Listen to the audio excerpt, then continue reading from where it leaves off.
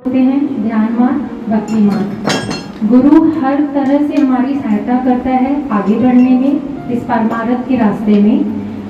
भक्ति मार्ग में गुरु किस तरह का अभिनय निभाता है और ध्यान मार्ग में गुरु किस तरीके का अभिनय निभाता है? गुरु तो दोनों मार्ग में आपके साथ ही है। पहले तो आप अपना चयन कर लें कि आपको मार्ग कौन सा सूझ रहा है, आपको ध्यान मार्ग चाहिए कि भक्ति मार्ग चाहिए। गुरु दोनों में आपके साथ है।